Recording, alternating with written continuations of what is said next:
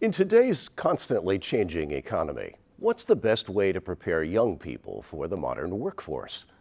For decades, the familiar route to success seemed to follow a single path.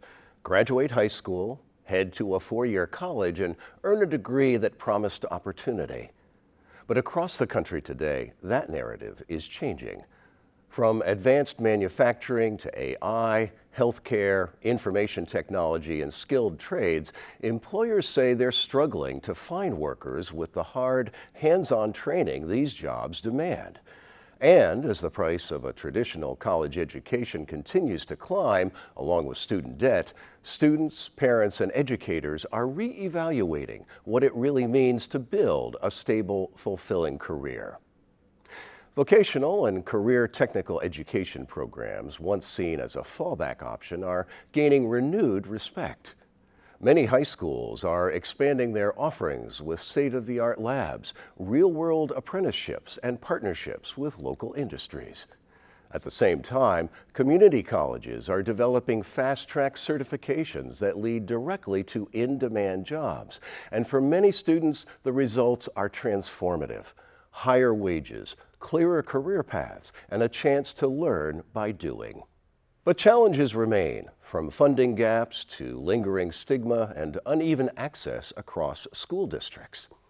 Today, I explore the rise of vocational education in America, what's driving the movement, and what it could mean for the nation's economic future. And I focus specifically on the situation here on Cape Cod. My guest is Dr. Robert Sanborn, Superintendent of Cape Cod Regional Technical High School in Harwich. Cape Cod Tech offers opportunities for students to acquire high-quality, in-demand academic and technical skills to prepare them for today's world of work.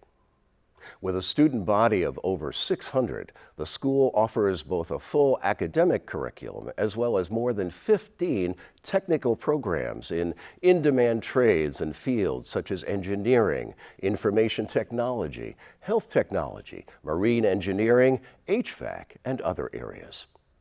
As Sanborn tells me in this interview, the school's academic and technical goal is to provide students with the skills they need for a career in today's job market, whether they choose to enter the workforce upon graduation or after completing further post-secondary education. Bob Sanborn, welcome to Taking It From Here. It's a pleasure to have you as my guest today on the show. Thank you, Rick. It's a pleasure to be here. You're the superintendent of Cape Cod Technical Regional High School, a school with over 600 students located in Harwich here on the Cape. Can you tell us a little bit about the mission and the vision of Cape Cod Tech and how it's different from maybe more traditional high schools? So we have a very simple mission statement. It was developed in the last go-around for our strategic plan, and it's educating hands and minds, with hands first.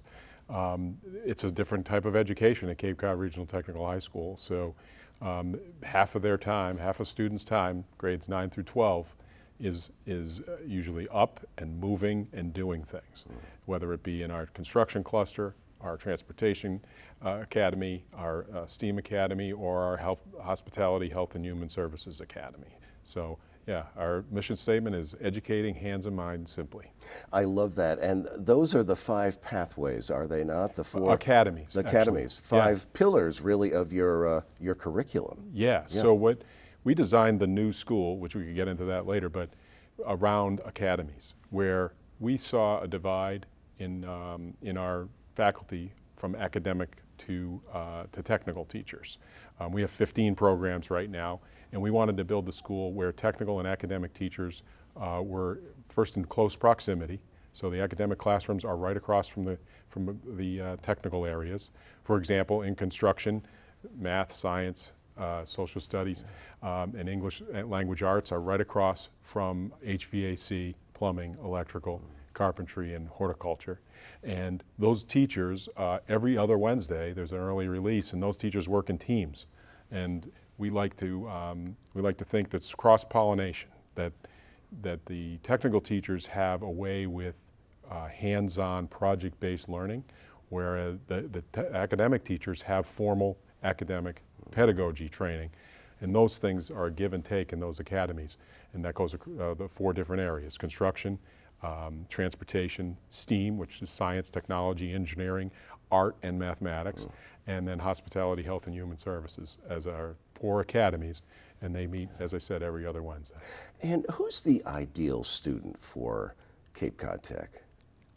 I think anybody, but somebody who wants to work, somebody that has good attendance, because it's all the things for a job, right? We're eventually planning for a job, whether it first has post-secondary, that's great, but we're getting students ready to work and get into a career. So you got to show up to be in a career, first of all.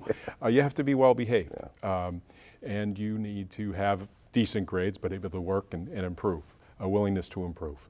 So that's the ideal student, somebody who's interested, aware of our school, knows what they want in life, or wants to find out what they want in life. It's interesting because vocational education is really, I think, on the ascendancy in this country right now. We're seeing the value of young people getting hard, hands-on skills training even before the age of 20. And can you talk a little bit about what you're seeing as the growing need for people with the kind of education that you provide? Yeah, I mean, I've been there for 32 years, so I've seen it all. We had about 400 students when I arrived in 1994 as a teacher. I was a teacher for 10 years at the school, teaching business courses. And it slowly got into a point where we could have a waiting list and then an admissions process was developed. And then I saw us top out 723 students in 2007, went down back to about 570 students about 5-6 years ago. Since then, since the new school, since the rise in college education costs, the lower job possibilities coming out of those 4-year schools as well, that a lot of the jobs do not require a 4-year degree.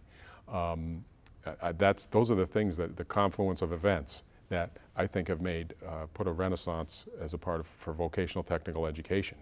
And so much so, we're now 700 students. Is that right? The building was built for 650 students.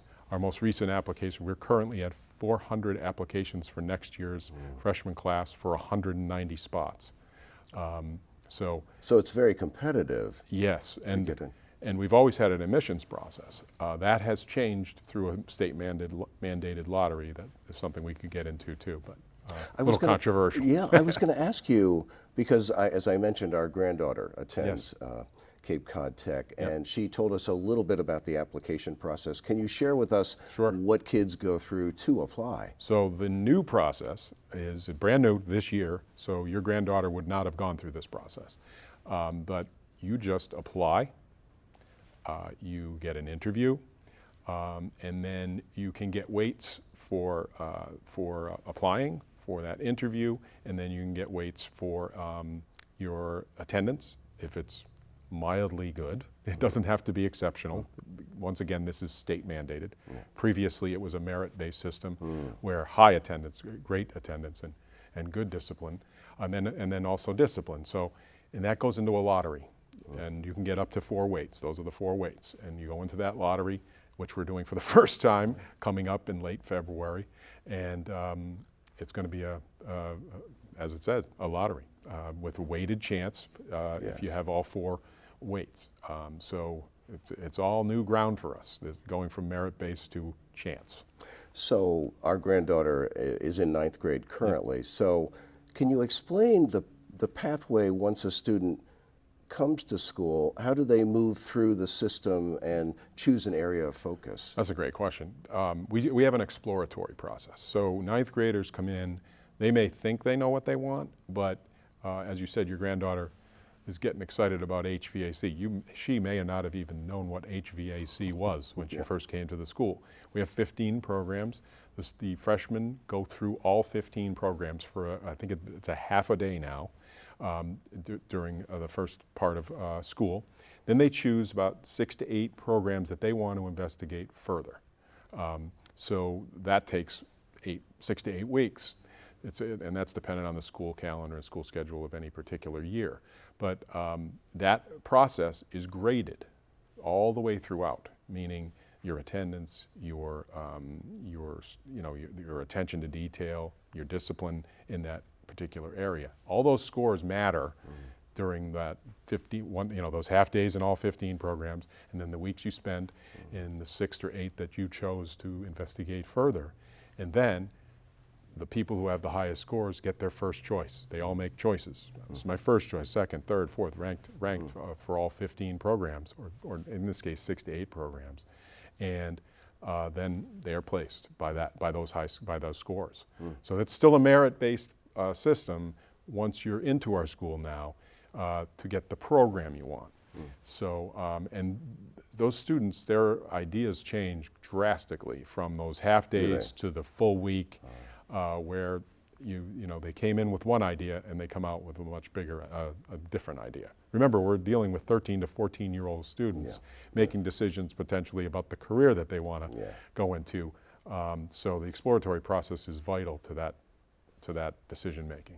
Bob, can you talk a little bit more about the experiential element here? Because I'm thinking of something like cosmetology or automotives or healthcare. What are the kinds of experiences that people will have to see if in fact they're interested in a particular area as the focus of their career? I mean, the first thing in any of these programs is safety.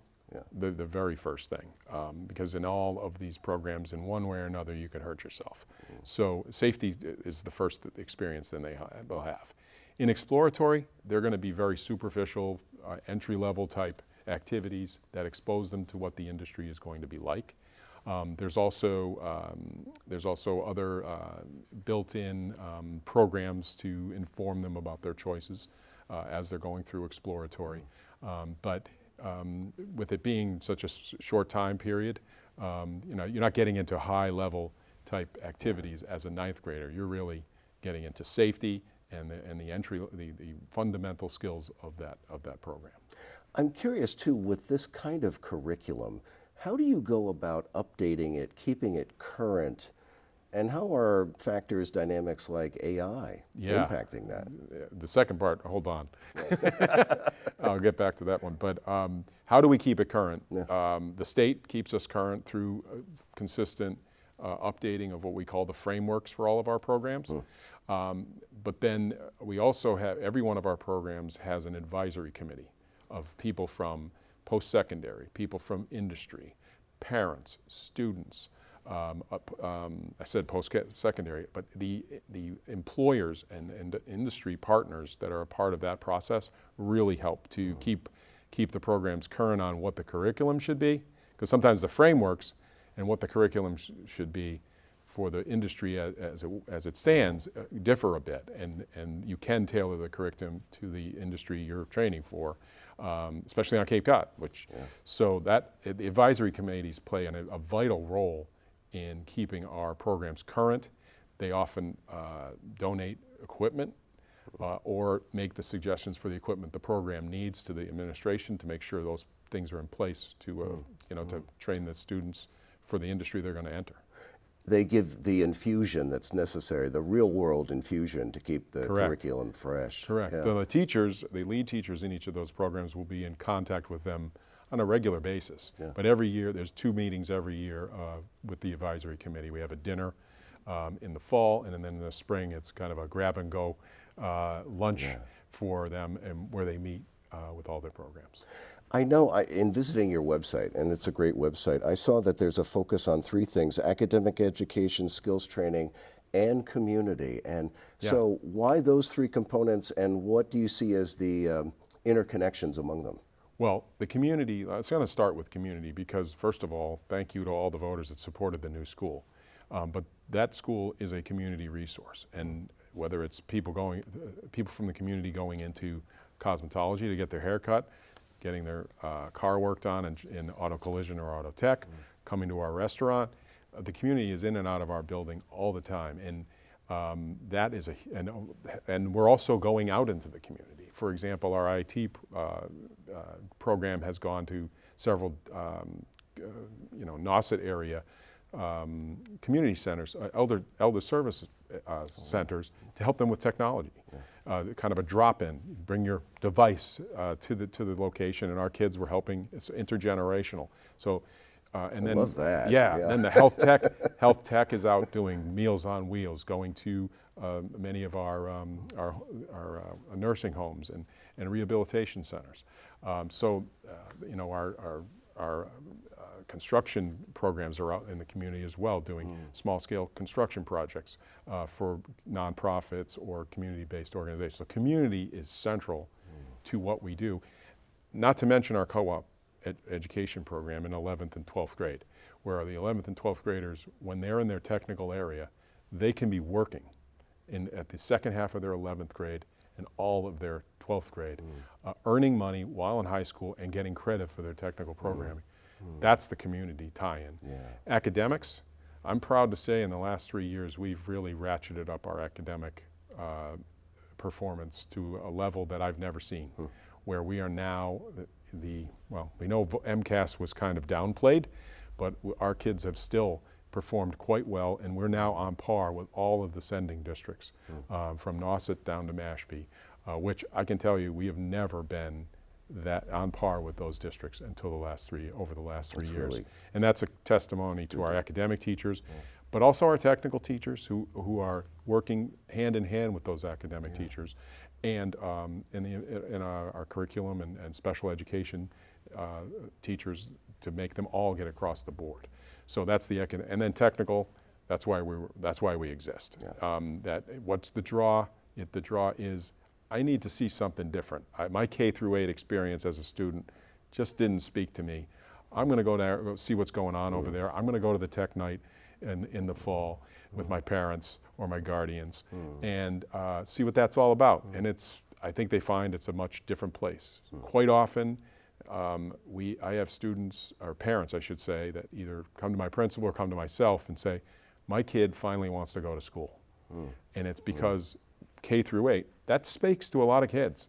Yeah. It doesn't speak to all kids. Yeah. And 400 students right now out of about 1,200 8th graders are at least trying to get into our school this year because of that fact. And from how far away do kids come, and can they apply? So I've said 12 towns, so Provincetown to Mashpee. Okay. So we're a regional vocational technical high school.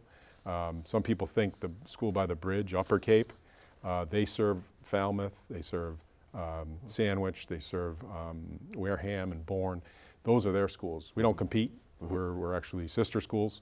So a bus ride, as you shared with me, from Provincetown is about an hour and a half for a student. So you're not only leaving your friends, but you're also signing on, if you're at the ends of our district, which is Provincetown and Mashpee, of an over-hour bus ride every day. Yeah.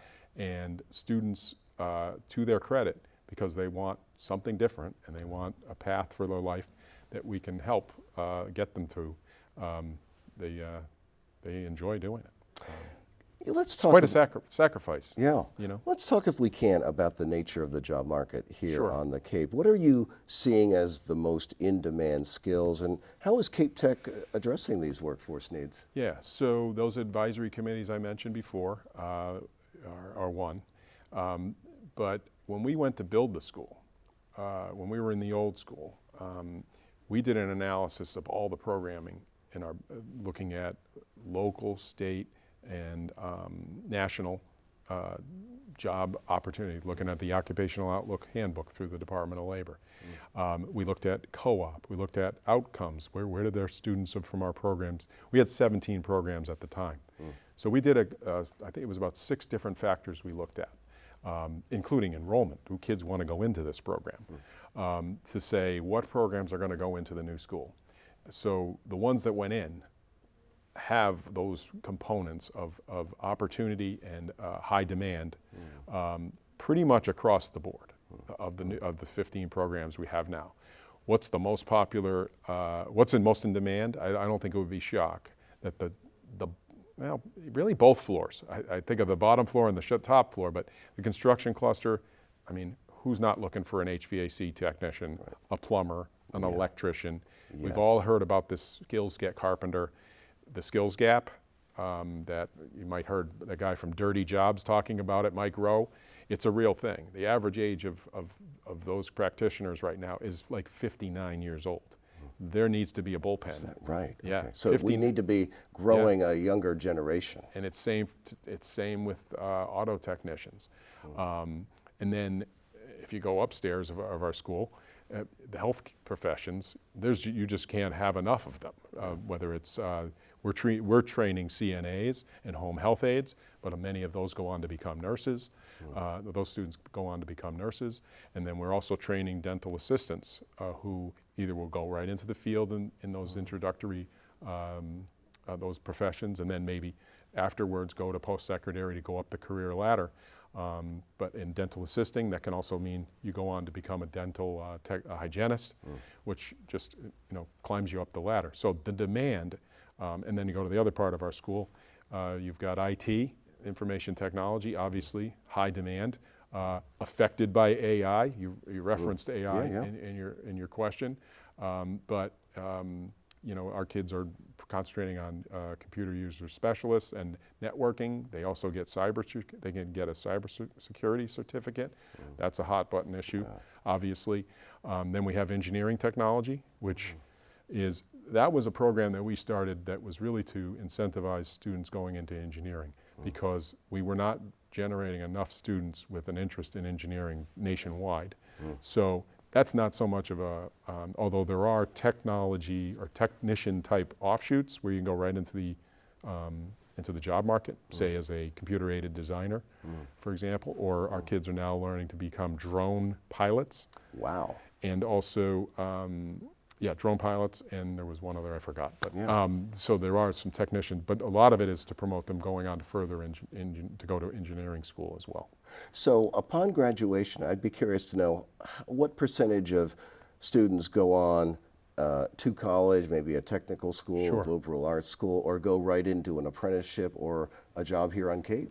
So we do a graduate follow-up study that we have to submit to the state every year, and pretty much we look at about a 60-40 split, where 60% of our students are going right into the job market, whether it be in employment that's not related to what we trained them, or in what we trained them in. Then about 35 to 40% of our students go to some form of post-secondary education.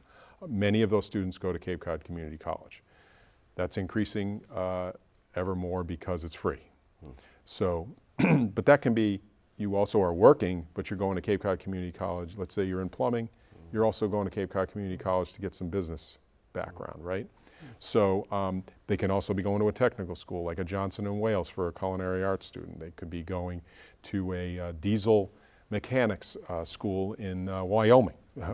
So we have all sorts of different post-secondary options, and then four-year institutions as well, especially for the students who are in health tech, for example, where they're going on to nursing, where they've learned all the fundamentals of healthcare, whether it's certified nurses assistant, home health aide, they've got first aid, they've got CPR, they've had hands-on work with patients, so that question is answered for them, because some people, they don't want to do that. And you learn that at our school, going back to the experiential learning. You learn whether you want to work with patients or you don't. Not just in a textbook, but hands-on.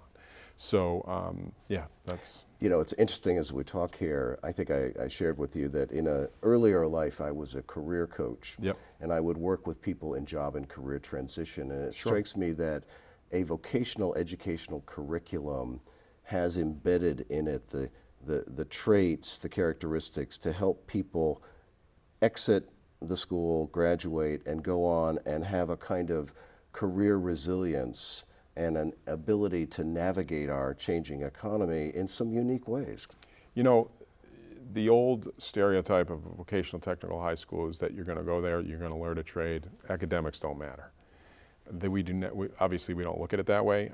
I've told you about our academic performance, and it's not just about bragging about academic performance. The job market demands it, that you have the academic skills, the requisite academic skills, and the technical skills as together, because they're essential, because you're going to have to either go back for further training, have to be able to access training materials. Those things take those academic skills that we're building that they can carry on through life. Yeah. As we talk here, it strikes me that where do you see AI and technology in general driving the nature of your curriculum in the years ahead? Right now, we're in a investigatory phase, kind of let's slow it down phase. Yeah. Not a bad idea. No, but I think it's inevitable that it's going to be infused all over the place. We need to teach people, adults and students, how to use it correctly, because it's not the end-all be-all. And we know how to detect whether you're using it or not for example, plagiarism. Although AI is getting better at that too. Yeah. So it's a constant battle. So that's why we've, the plagiarism issue and is it your work issue is real. So it's training for the staff, our administrators, even as when we talk as administrators in our administrative meetings, there's differences of opinion on whether we should be going faster or slower in allowing it. Well, it's happening anyways. Yeah. But and my belief is that we just need to learn it. The adults and the students have to learn to use it the proper way. So I have to ask you about this next issue because, of course, it's impacting school districts across the country. Do you have a foreign student population at the school? ELL student population. Okay. So for years we had a very, very small population of ELL, English language learners. However, the last 2 years we went from maybe 12 to probably 40 plus students. Now for a school like DY or Barnstable, that's small. For us, it's been a large increase, and I just see it ever increasing and I think it's very important that our teachers are incorporating what's called as sheltered English immersion skills, which they all have an endorsement for the classwork they've taken in that, so that those students can access the curriculum, whether it's been in academics or technical. To that end, on December 10th, we're having a Spanish and Portuguese night at the school to supplement our tech night we had previously, so that we can pretty much cater to that population that may not want to come to a bigger event like that. So we're going to have that on December 10th at 6 o'clock at the school. So yeah, and the issue there is we don't have the, it's not, our teaching ranks are not reflective diversity right now of the populations that are coming down the road. And that's something we're also going to have to address over time. I'm curious whether any of these foreign students have expressed anxiety about, could ICE show up on campus? And if so, what's the policy or what's the conversation that you're having around those kinds of issues? There's guidance from the state on what to do when or if that occurs. I've not been aware of anything in the Cape schools where that's happened. But we do have a protocol that we would follow. But there's points where we have to abdicate to the authorities if they have the proper documentation to address an issue. Now, is there anxiety? I'm sure there is. I'm sure there is. Have I been firsthand learned of it? No. But I'm sure our guidance staff and our teachers, definitely our ELL. We have only really one staff member currently devoted to ELL, where they have a kind of a safe space and also a place where they can have help with the curriculum. Has heard about it as well. So yeah, it's a real thing. So you've been an educator for 32 years. And more than that, actually, but 32 at Cape Cod Tech. And I'm sure you have spent many hours walking the halls of your school, talking to students. What's your philosophy, Bob, or your point of view about what a young person needs in the way of an environment to really thrive? In the school? In your school. In the school. Yeah, in the school. The environment needs to be high expectations across the board, but with tremendous amount of supports. And it's okay to fail. Education quite often has not allowed kids to fail.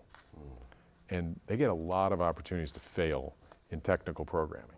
Yeah. when you don't do something right. Yeah. And when I was doing my doctorate, that was my focus, was student engagement, and it was a dissertation in practice at our school, and that was one of the main things that came out, is that students need the chance to fail, and you can do that at Cape Cod Tech, and we are going to support you through that failure to your ultimate success.